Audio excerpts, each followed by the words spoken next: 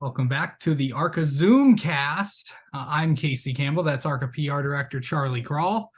Of course, this week is Nashville Fairgrounds. What's it like going back there? But first, before that, we got to talk about what happened to Kansas last week. Another big Sure. week for Jesse Love.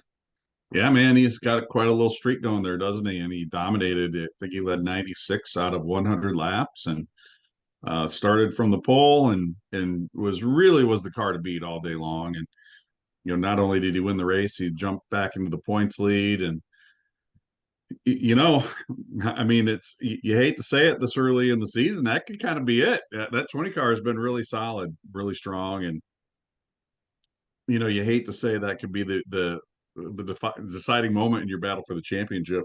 But if anybody's going to do it, if anybody's going to stop up there and knock Jesse out of that points lead, they're going to have to get going like right now because that team is really really hitting its stride.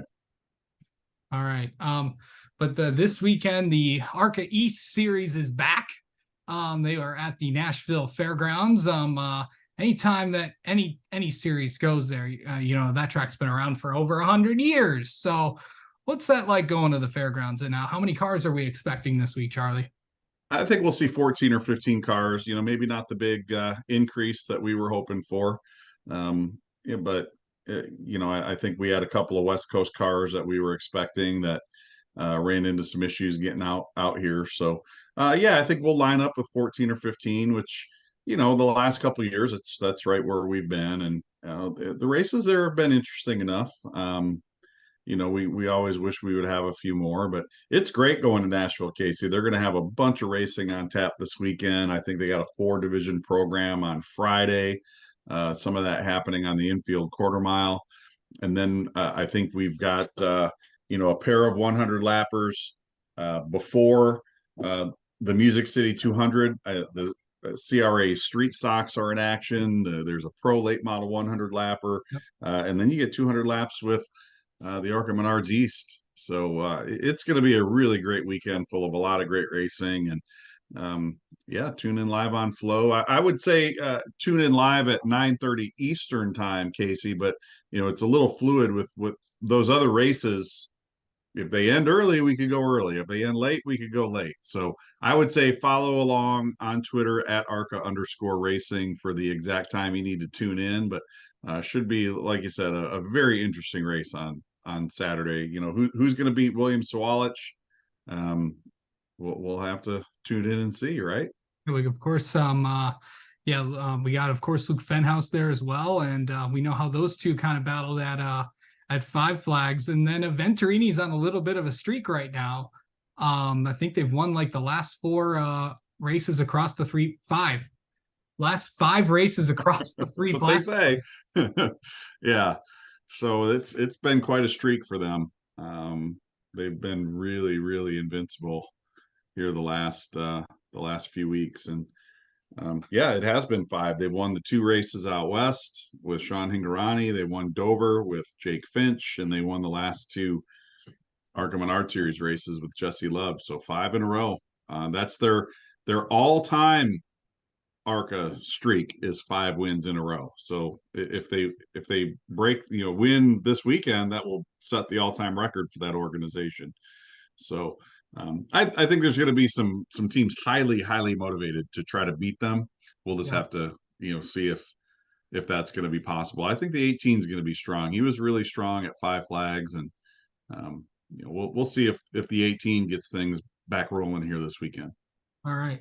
Speaking of Venturini Motorsports, something interesting is going to be happening next week. Of course, the ARCA Menard Series East is heading to Flat Rock, but that's not the other interesting thing that's happening. Is that Billy Venturini's himself will be getting back in a car. This is what I hear.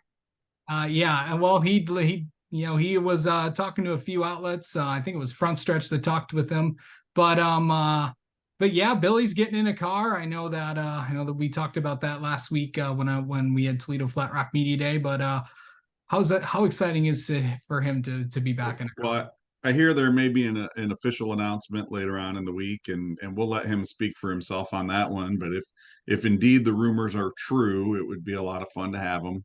Yeah.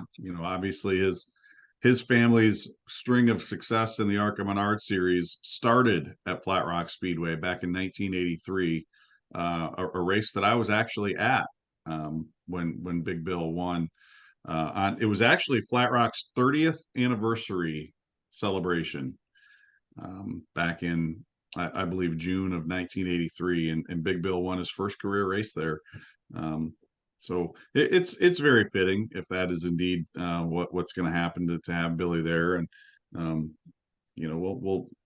I don't think you could count him out. I know it's been a while since he's been in the seat, but I think Flat Rock is it kind of levels the playing field. You don't really need to have a whole lot of horsepower. It's really how you manage the throttle and work traffic. And Billy is a pretty good little short track driver back in the day, so it's going to be interesting to see. I look forward to it. I think we'll have a pretty decent car count there. I'm expecting anywhere between 16 to 20, just depending on if some of the local guys here are able to put deals together or get a car together on their own.